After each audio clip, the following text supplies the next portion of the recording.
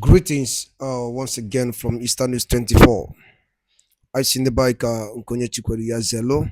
Alright, today we'll be bringing to you the latest update on what is happening in the land of Ndibo and the whole entire Biafra land. Alright, in case this is your first time, don't forget to share, and once again, don't forget to subscribe. Alright, this news is according to the Biafran activist Wetala Bozi, as he quote, breaking news as the hot.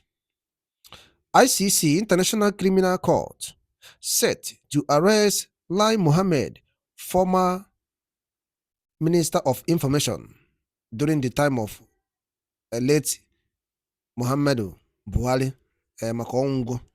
Yes, as na ICC adigo nkwadobe ịkpọrọ Lai Mohammed for lies and injustice and propaganda against Mazi Nnamdi Kanu's arrest on Kenya. Akwana m unu gba akpụ m na ife na-abịa.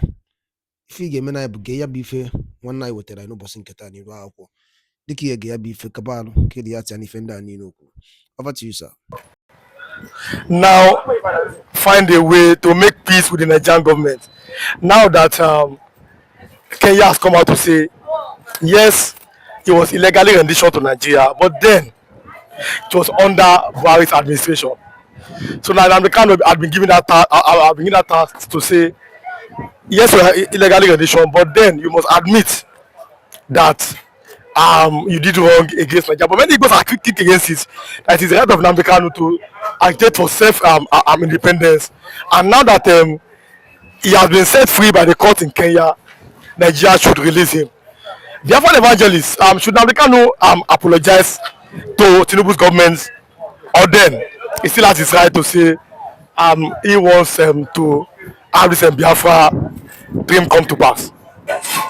Good morning, good afternoon, good evening, good night, wherever you're watching us from. I remain one and the only Biafran evangelist. Listen and listen good. Mazi Nnamdi Kanu owe nobody any apology.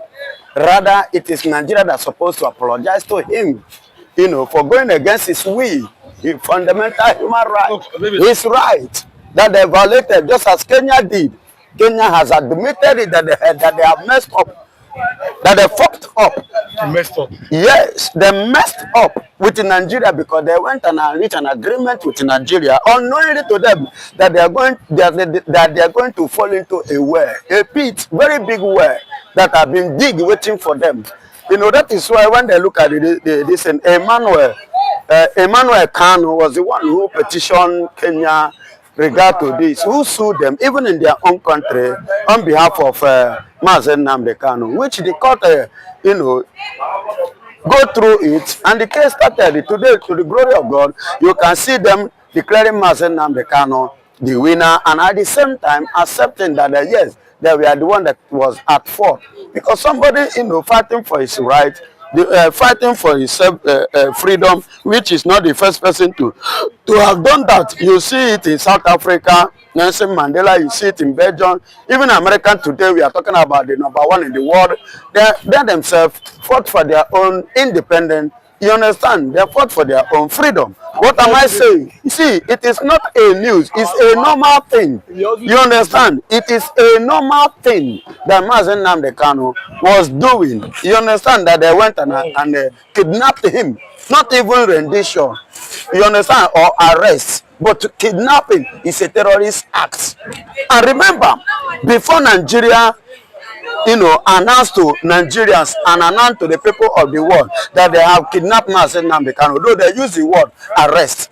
Mazi Nnamdi Kanu was detained in Kenya 8 days, and he was beaten up in Kenya 8 days before they now invited Nigeria. Now, he is already in Nigeria at the 19th of May, when they make the announcement declaration on the 29th of June. So Mazi Nnamdi Kanu have already spent days in Nigeria, even in Kenya dungeon, and with the beating before the Nigeria open up that they have could arrest him. But Mazi Nnamdi Kanu open it up that it was kidnapping case, because he did not go to Kenya with Nigerian passport, neither did he enter Kenya with illegal means. He entered Kenya through the normal process and with what?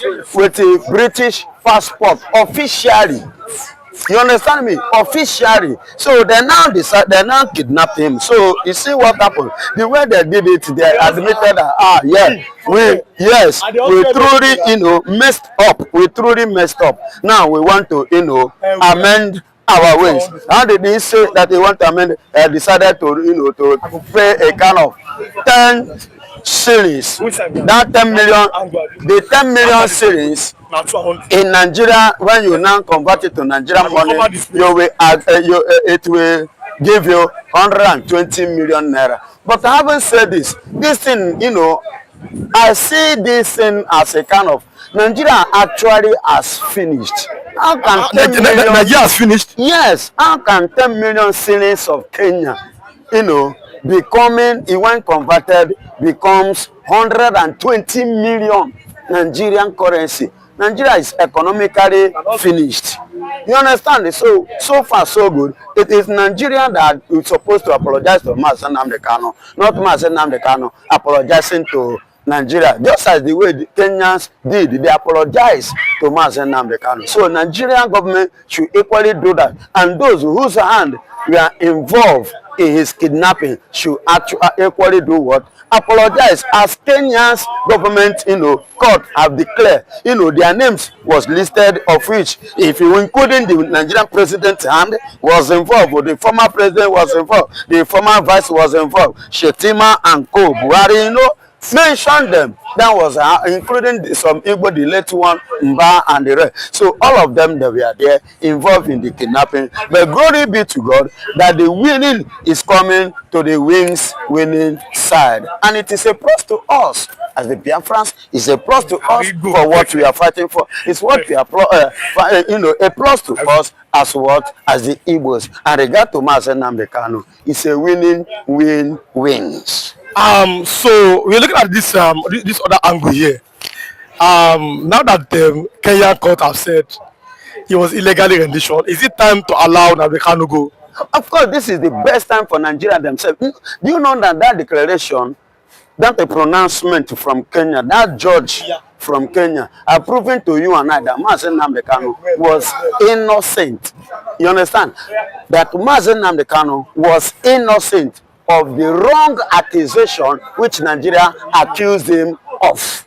And with this, it means that Nigerian court and Nigerian government do not have anything again. So it is all winning for Nnamdi Kanu. We are waiting to see what will happen in the court come July 18. You will see what is going to happen. It is now in the hand of Nnamdi Kanu to decide, you understand, whether, to continue or to do what? To withdraw, to drop the case.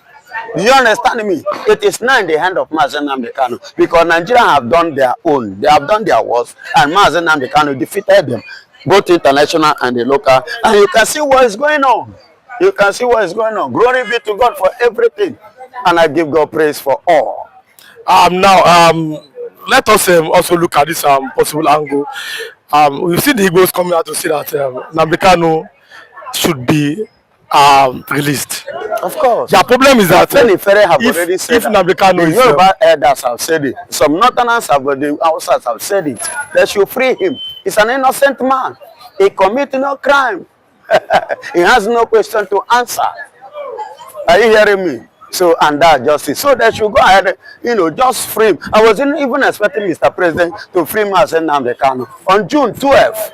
Because in June 12th, Igbo man sacrificed for that June 12th. He would have used that June 12th as another sacrifice as well. But I don't know. But I still believe that God is at work. And Bola Ahmed Tinubu knows what he's doing. But let's look at this other angle. Between Nnamdi Kanu and Sheikh Ahmad Gumi, which of them should be declared a terrorist? You don't need to ask the question 2 times. Sheikh Ahmed Gumi should be declared not even terrorist, but wanted. That man traveled to Saudi Arabia. In Saudi Arabia, they did what? They chased, they returned him, that father, they returned him back to Nigeria. Saudi did not want him. Are you hearing me? Saudi did not need him, they did not want him. And on that note, Because of what? His way of life. How can you be negotiating with bandits, negotiating with terrorists, if not that Nigeria is not a working? Although he's not an angel, he has some his own lapses. But throughout the lifetime of Awolowo until he died, Awolowo stands for the benefit of the West. Awolowo stands for the benefit of Yorubas. Although he will eat, because when you cultivate, you have to eat from that place. Understand? The role Awolowo played to Yorubas, if Zik or any other strong politician from East have played the same role to us, I think that now Biafra could have been an old nation among the community of nations.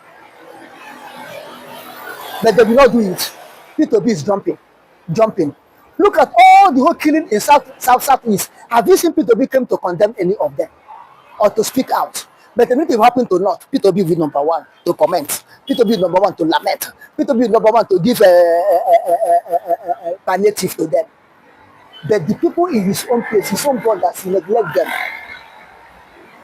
He doesn't care. He's working for one Nigeria. They will not give to him.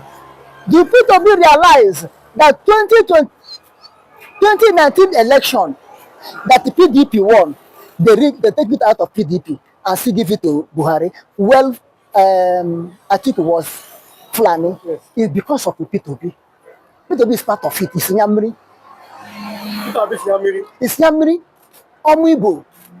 Okay, tell me, apart from Jonathan government down to Obasanjo government, from APC government 2015, tell me any good post, relevant post that Igbo man are holding. Igbo man is holding. Tell me in these two regimes. But they give you gutter cleaning minister, sanitary minister, they give it to you. Or give you works and housing. They will tell you the road we build. When you build reach here, you jump here, go build it there, jump there, go build there. And the places that are jumping are places to connect the Igbos. But about the Igbos, do they have a future in Nigeria? People, I'm telling you, people don't know that people don't have future in Nigeria. People don't know. You don't know. The same mistake Zik did, the same mistake P2B is doing. What's the mistake? One Nigeria. Abandon your people and one Nigeria. Abandoning your people and for one Nigeria. Look at now, they have gone and destroyed his own brother's house. Now, Lagos said they are not the one that destroyed it. Lagos Town Planning or Housing Authority said they are not the one that destroyed it. Then who destroyed it? If they are not the one that destroyed it, let Lagos state government do what? Do investigation and not the people that destroy it. Or do you tell me that these political talks will start now destroying building they know that belong to the Igbos, and that Igbo man they support Peter Obi? They will start now to destroy. No. And this is supposed to teach every Igbo man lesson that home is home. Go back and build to your house. This is what Awolowo told Zik in 1953 election. In the West here, Zik won Awolowo under NCNC. Awolowo was action group. Zik won overnight. Oh, trust Awolowo. He's a man. Overnight, Awolowo turned the clock, the hand of the clock. All the whole people that won in the West under NCNC that give Zik upper hand. That time, this one they are calling the campaign now. Defection. Defection. That time it was called cross carpet. Cross carpet that time. All of them cross carpet to action group. In the day, Zik came out. Nobody stand his back again. He lost his political post, both to federal and region. I will ask him, Zik, you better go back home and rule your people. Put your house in order. Look at your people. You haven't put your house in order. You leave east, come to west to rule. Go and put your house in order. Leave the place that the owners have put their house in order for them to rule their house. This is exactly what happened to Igbos. But is that the reason why Igbos say that Yorubas are betrayers? In any way, in other ways, apart from that, the Yoruba under Awolowo betray Zik, betray Igbos during the Civil War and after the Civil War. During the Civil War and after the Civil War, they betray Igbos. But not with minding, the one Igbo betrayed themselves are more than the one Awolowo and Yoruba betrayed the Igbos. Now, is it Igbo, Awolowo, Yoruba betrayed Igbos? Is it not Igbos that betrayed Igbos? Who are the people who went to Finland to testify against someone else? Are they not Igbos? How many Yorubas go there? Who are the ones testifying against Nnamdi in the Nigerian court? Is it not the Igbos?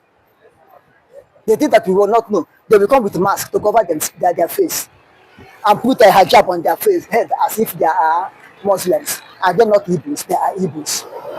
What of the politicians? Are they not the Igbos? What of a city senator now, call himself Orji Zokalo, who said that if Finland free Samuel Ekpa, which means they don't want peace in Biafra land, in East, as if Samuel Ekpa is the Fulani herdsmen that are killing in the East, as if Samuel Ekpa are the rituals that are killing in the East. Are they not Igbos? So the betrayal of Igbo is worse among the Igbos than the one that Yoruba did, although Yoruba betrayed Igbos. Awolowo betrayed Igbos, I agree. But if we are in the show of Awolowo, what will you do? Instead of me allow my people to kill, I betrayed others for my people to be safe. That's what Awolowo did. Why can Zik betray West and let Igbo man live? Even the betrayal of Zik is worse than the one Awolowo did.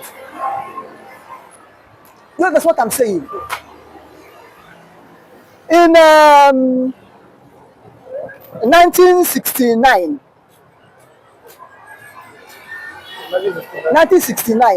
when the war is about to end, they went to Morovia, Liberia, AAU to hold meeting. They call Zik. What do you say? Zik, the people have suffered a lot. They have fought a lot. What do you say? It's time for them to go. Zik say, they ask him, in all this thing, finally, do you believe in one Nigeria or do you want Biafra to go? Zik say, over his dead body. We want Biafra to, believe in one Nigeria. We don't want Biafra to go. If Biafra will go, it will be after his death that Biafra will go. As of now, no. Is it Awolowo will do that one? They call Zik to come and sign. Zik said no. Is it Awolowo will do that one? Now it was Zik that the plan in that Morovia bring OAU in and declare no victor, no vanquish. It was Zik. In the eyes of Zik, British came to supply weapon to Nigeria and supply weapon to Biafra, so that any part that win, they will be at advantage, not disadvantage. So now Nnamdi said, over his dead body that Biafra will not go. Biafra will be. Now, when Zik saw that the British supplying weapon to Biafra and Nigeria, Zik came to A and cried that two brothers are fighting. Their mother were giving them weapon to kill themselves. Is it good?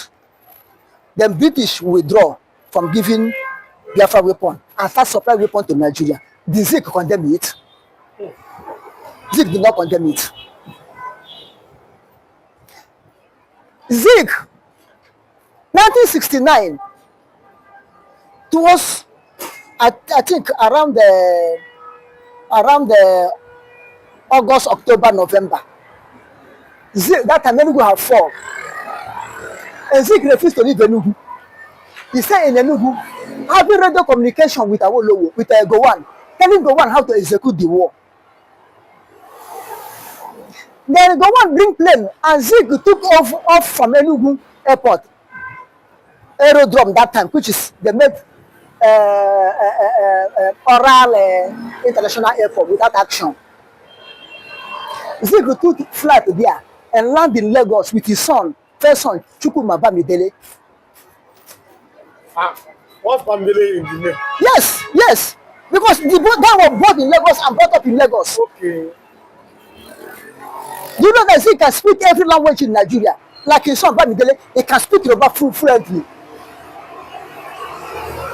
Now, They landed in Lagos here and walked straight to Urban Barrack. He hold meeting with Gowan. They drink tea, drink everything. Camera people, journalists came and took the paper, took the photograph. Then the next day, Nigerian government of then went and print the tea, Gowan, Chukwumapa Midele Isaac, and Zik himself took, and their conversation, how they are laughing. They go and print it in a picture form. They take, because they have dominion in the air. Nobody challenge them in the air.